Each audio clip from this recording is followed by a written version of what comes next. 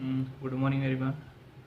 So, as I've told you that we will discuss YouTube manometer separately in another video. So, this video is for that only. So, we have discussed about manometers. Basically, manometers are nothing but what it is, the instrument or a device which is used to measure what pressure. So, we have discussed about piezometer. Now we will try to understand what is YouTube manometer.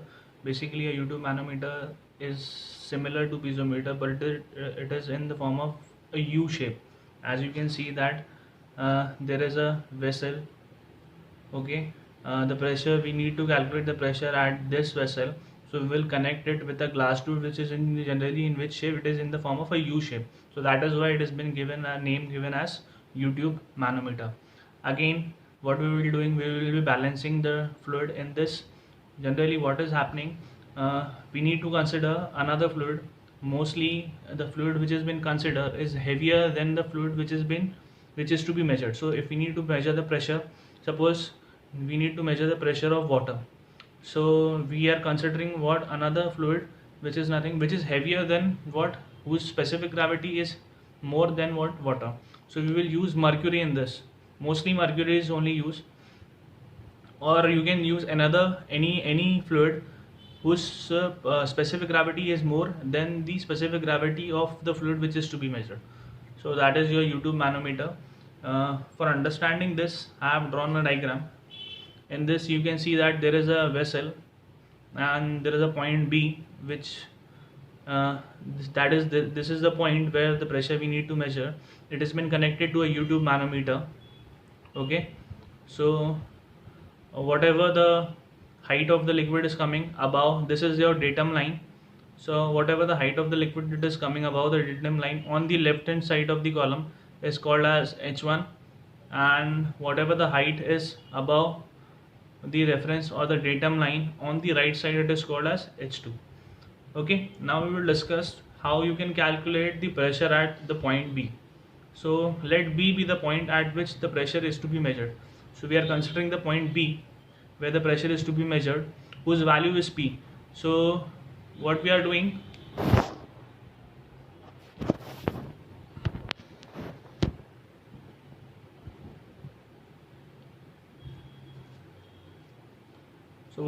in this, we are taking the value as P.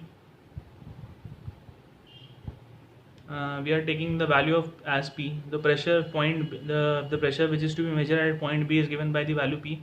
Now the datum line is given as A. You can see over there that the datum line is given as A. Now we will discuss the terms which we are going to use. H1 is the height of the light liquid above the datum line. Okay, H1 is nothing but the height of the light liquid above the datum line.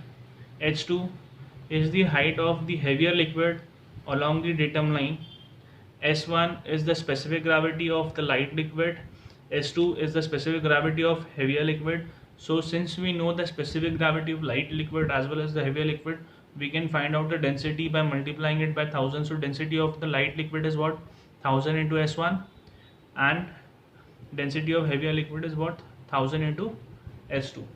Okay, now we will discuss how we will calculate. Now as the definition of manometer, what it was saying, that it was saying clearly that we need to maintain the balance on the left of the column as well as on the right of the column. So as you can see over here, we are maintaining what? The pressure head on this side as well as on this side. So whatever the pressure has been created on the left hand side, it will be equal to the pressure which has been created on the right hand side. So for that we will see what is the pressure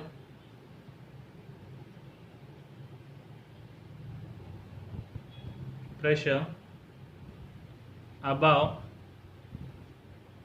AA in the left column. So what is the pressure which has been created on the left of the column? This is your light liquid only. I have drawn it dark, but it is the light liquid only. Okay, now we need to find out the pressure at this point. So we have given the value as P, so we need to consider P. Okay, after that, till here, what is the liquid? It is consisting of the lighter liquid. So what will be the pressure?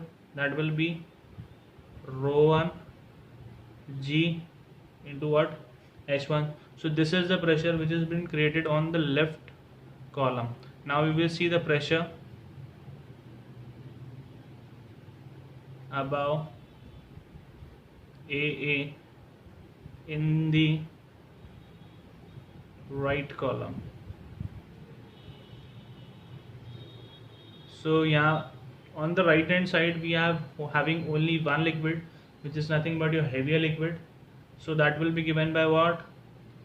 Rho 2 G H2. So what we are doing, we are balancing the left hand side with the right hand side. So what we will be getting, that P plus rho 1 G H1 equals to what?